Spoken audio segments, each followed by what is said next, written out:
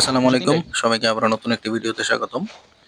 তো আজকে যেহেতু শীতকাল পড়ে গেছে আমাদের এখানে প্রচুর শীত। তো সে কারণে গরুর দানাদার খাদ্য তৈরি করছি। যেহেতু শীতকালে গরু একটু বৃদ্ধি কম পায়। সে কারণে গরুকে অতিরিক্ত অতিমাত্রায় প্রোটিন সমৃদ্ধ খাবার সরবরাহ করতে হয়। তো সেই হিসাবে আমরা খাবারটা বানাচ্ছি।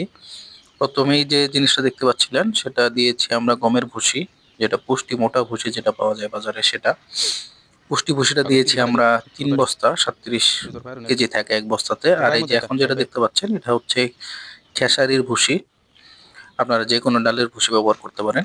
তো আজকে আমি ৫০০ কেজি দানাদার খাদ্য বানাবো।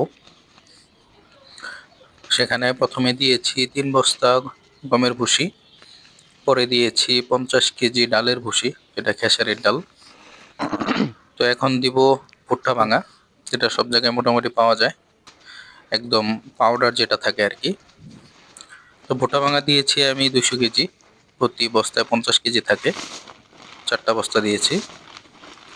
তো দানাদার খাদ্যগুলো প্রথমে ঢেলে দিয়ে আপনাদেরকে ভালোভাবে মিশিয়ে নিতে হবে, যাতে মিশ্রণটা ভালোভাবে হয়।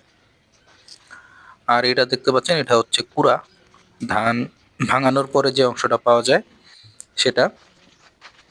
কুড়া দিয়েছি আমি ২ বস্তা, মানে ১০০ কেজি। আর এটা দেখতে পাচ্ছেন এটা হচ্ছে শুটকির গুঁড়া।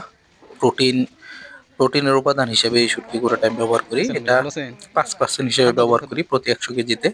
গরু তো যেহেতু আমি ৫০০ কেজি খাদ্য বানাচ্ছি, এখানে আমি দিয়েছি প্রায় ১৫ কেজির মতো। ৩% হিসেবে দিয়েছি আর কি, যেহেতু শুটকির গুঁড়ার দামটা একটু বেশি। আর এটা দেখতে পাচ্ছেন এটা হচ্ছে খাবার সোডা।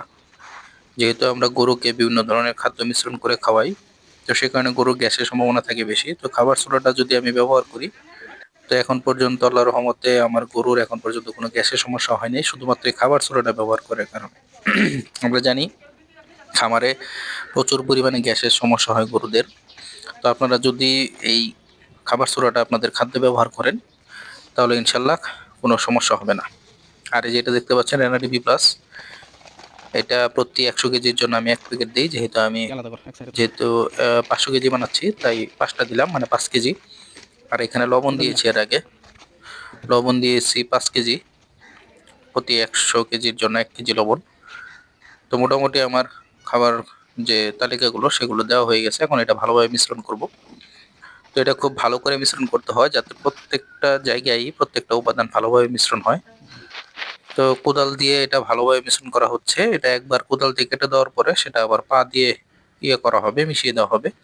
তো এই হচ্ছে আমার দানাদার খাদ্য। এখানে আপনারা দেখতেই পাচ্ছেন মোটা ভুসিটা দেখা যাচ্ছে, যে কালো কালোটা দেখা যাচ্ছে এটা হচ্ছে খেসারি ভুসি। আর একটু হলুদ দেখা যাচ্ছে সেটা হচ্ছে ভুট্টা ভাঙ্গা। শুটকিটা মিশে গেছে। তো যাই হোক আমরা এটা মিশিয়ে বস্তাতে ভরে ফেলবো ইনশাল্লাহ। তো যারা আমার চ্যানেলটা নতুন তারা অবশ্যই সাবস্ক্রাইব করবেন। সবাই ভালো থাকবেন। আসসালামু আলাইকুম। আল্লাহ হাফেজ।